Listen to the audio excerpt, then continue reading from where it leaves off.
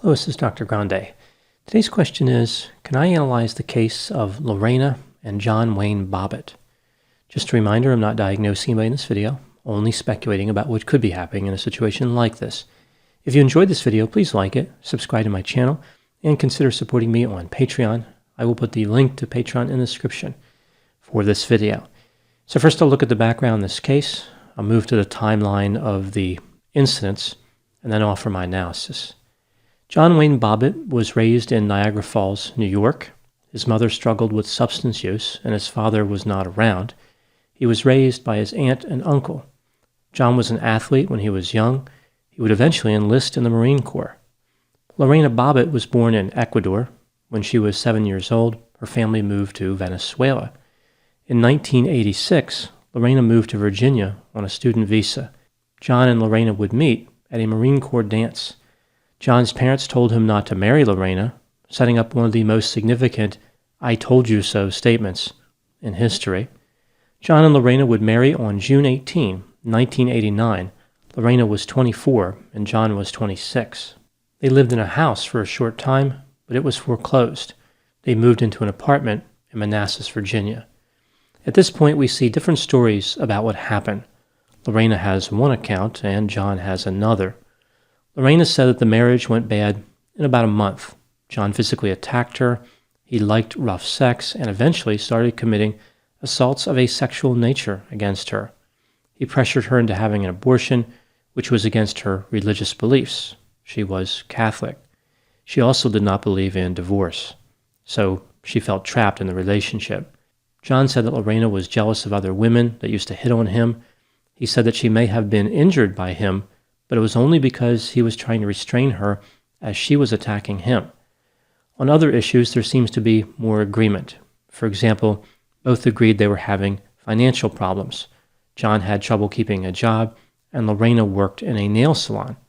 Lorena was the one primarily supporting the couple. The couple had a lot of contact with law enforcement. The police came out to their apartment about 6 times. On one occasion, they were both charged, although the charges were later dropped. Lorena was arrested for shoplifting from a Nordstrom. She also embezzled $7,000 from her employer, but her employer made her pay it back with interest, and the justice system was not involved. A few days prior to the attack, for which the couple would become famous, Lorena had told various people that John was harming her. Lorena went to the authorities and tried to obtain a protective order. They told her they would do it, but they needed a few hours. She said she was not willing to wait because she had things to do. John said that during this time, he wanted a divorce, which was the real cause of the couple arguing. Now moving to the timeline of the incident. The incident occurred on June 23, 1993, in the apartment of Lorena and John in Manassas, Virginia. Everybody agrees on those points, but like many aspects of this case, here we see this divides into 2 stories. Lorena and John each have their own version of the story. It would appear that John had been out drinking and came home to the couple's apartment sometime around 3:15 a.m. Lorena said that after John came home, he committed an assault of a sexual nature. John had multiple stories about what happened after he arrived home. He could not remember if he had sex with Lorena. They did not have sex. Lorena tried to initiate sex. They did have sex, but he slept through it. In all his versions that involved sex, the sex was consensual. Lorena went to the kitchen and retrieved an 8-inch carving knife from the counter. She went back into the bedroom, pulled the sheets off of John, and sliced off his member. She ran out of the apartment with the knife in her right hand and John's member in her left hand. As she was driving, she threw the member out of the window of the vehicle because she was having trouble driving with it in her hand.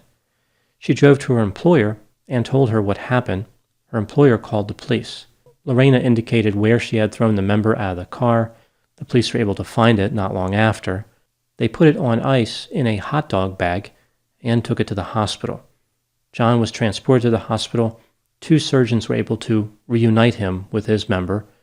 Most of its functioning would return to normal eventually. Lorena wanted to report that she was the victim of an assault, but at that time the police were really more interested in the fact that she had initiated Mr. Johnson's journey, so to speak. Lorena told the police that John always had an orgasm, but didn't wait for her to have an orgasm. He was selfish. This was not fair, and it made her angry. She attacked him. Later, she would change her story as far as the motive and say she did not remember attacking him. John was charged in connection with the alleged assault of a sexual nature. Lorena was charged with malicious wounding. John was tried first. He was found not guilty. Neither John nor Lorena appeared credible during that trial. Lorena was tried after this. She appeared to be more credible as a defendant. She was found not guilty by reason of insanity. The jury believed that she had an irresistible impulse to remove John's member. She spent about 45 days in a secure mental health facility and was released. That was it. No criminal consequences for her behavior. Lorena and John would divorce in 1995. Lorena was arrested for assault in 1997 for allegedly punching her mother as they watched television. Lorena was eventually acquitted. Lorena would go on to find another romantic partner and have a child. She continues to be a bit of a polarizing figure. Some people view her as a hero, other people as a villain. John would go on to have a lot of problems. He appeared to have some difficulties regulating his intake of alcohol. He went bankrupt, even though he was making a lot of appearances and trying to be active in the media. He was sentenced to 15 days in jail for pushing a woman.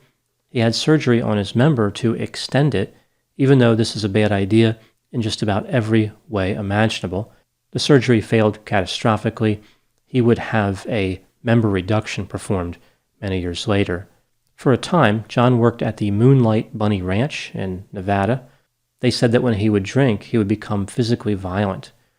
In 1999, he was involved in an attempted retail theft in Nevada. The dollar amount was around $140,000. He ran off to Niagara Falls with a sex worker from the Moonlight Bunny Ranch. She supported him for a few years. He allegedly attacked her at one point. He was arrested for harassment, convicted, and sent to jail. After being released, John married again. He was arrested in 2003 for battery against his wife. In 2004, he would be arrested 2 more times for battery against her. He spent 15 months in prison for violating probation, where he was attacked by other inmates a few times. In 2014, John broke his neck in a motor vehicle accident in Buffalo, New York. Unrelated to this accident, John had 2 toes amputated, one in 2019 and one in 2020. Now moving to my analysis. This case raises a number of questions, many of which center around the guilt or innocence of John and Lorena Bobbitt.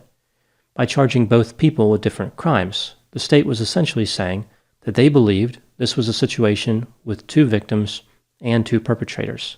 Yet the prosecution failed to get a guilty verdict in either case. First, I will take a look at the case against John, then move to Lorena. I will look at the factors both for and against the idea that they were guilty, factoring in evidence that was available both before and after the trial.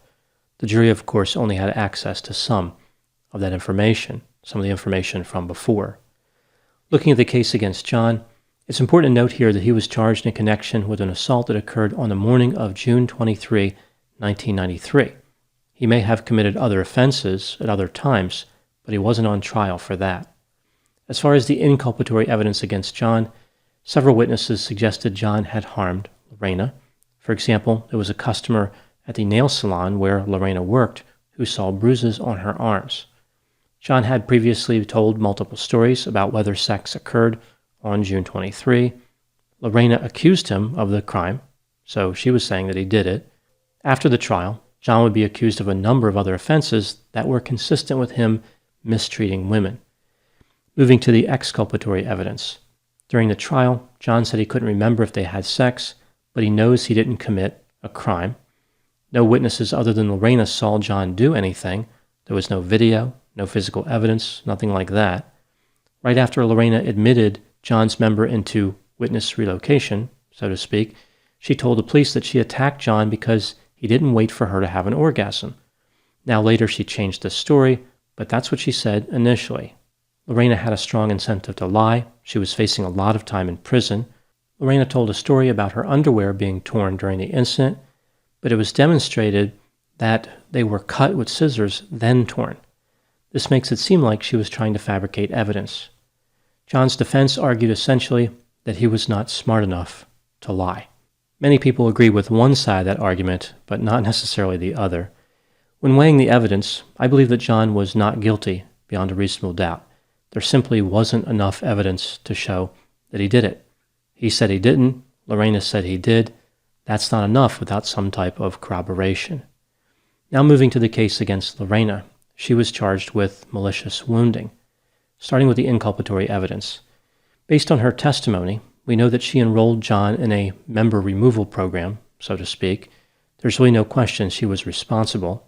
She attacked a person who was sleeping and unable to defend themselves. She was armed with a knife. He was unarmed.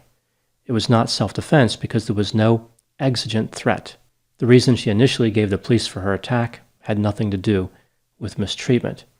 As far as the exculpatory evidence, this is really largely based on the idea of irresistible impulse, which is the law in Virginia.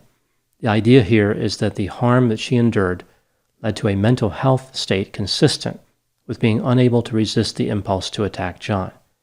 As I mentioned in the inculpatory section for John's trial, there was really not much question that Lorena had been a victim. Many people believed that John had harmed her on prior occasions. John, of course, denied that. Mental health professionals testified that Lorena had PTSD, major depressive disorder, and panic disorder, and that these disorders made her lose control. They said that she was psychotic. After weighing the evidence, do I think that Lorena Bobbitt was guilty? In my opinion, she was guilty beyond a reasonable doubt. I think the jury made a mistake here. The irresistible impulse defense is not supported in these circumstances. The main support for this theory came from the idea that Lorena was psychotic. Psychosis is a break from reality, characterized by hallucinations and delusions. Mental health professionals never supported that claim with evidence. The act of committing an assault doesn't indicate psychosis by itself. Similarly, just because somebody is the victim of harm doesn't automatically mean they're going to be psychotic. That would be a low probability outcome for that situation. The only disorder that she was diagnosed with that is associated with psychosis is major depressive disorder. This disorder would typically lead to episodic psychosis, which would coincide with the depressive episodes. This is not what the mental health professionals argued. They implied this was a one-time psychotic break caused by the harm that Lorena endured. Considering the weak evidence for psychosis, the irresistible impulse defense falls apart. Stepping back from whether they were guilty or innocent and all the details of the trial, what really happened in this whole mess? When entangling all the different stories and looking at the evidence, here's what I think happened. This, of course, is just my opinion. Nobody knows for certain except Lorena and John. I believe that John drank a lot and mistreated Lorena. She also mistreated him from time to time. They had arguments frequently. They were not getting along well. They had sex on June 23, 1993. Lorena was angry about not having an orgasm. She connected all of this to harm that she had suffered before. She simply had enough, and she decided to offer John's member an unplanned vacation. Realizing that she could go to prison, she changed her story. The case drew a tremendous amount of media attention. People viewed this case as representing wider issues, like domestic violence. Lorena's defense was able to spin the case away from the facts. Lorena jumped on board with this, even though she hadn't quite dialed in her story. A journalist with Vanity Fair noted that Lorena was not articulate as far as her defense narrative. There was this implication that Lorena was not doing herself any favors by telling her story, at least not initially. Lorena became confident in time because her defense team was articulate. They were able to assemble a convincing narrative. Lorena even turned down a plea bargain where she would have only spent 4 months in jail. During Lorena's trial, John did not impress anyone. He was not a sympathetic victim, and he seemed to be lying. Both Lorena and John appeared to have memory problems that were extremely convenient. In the end, the jury was able to empathize with Lorena more so than John. My final thoughts in this case: in my opinion, both Lorena and John were perpetrators and victims at the same time. They were simply horrible to each other. It was only a matter of who could be worse. Normally, when a couple separates, they separate into 2 parts, but this couple managed to separate into 3, which earns them a place of distinction in the Bad Relationship Hall of Fame.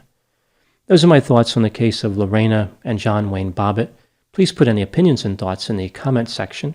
They always generate an interesting dialogue. As always, I hope you found my analysis of this topic to be informative. Thanks for watching.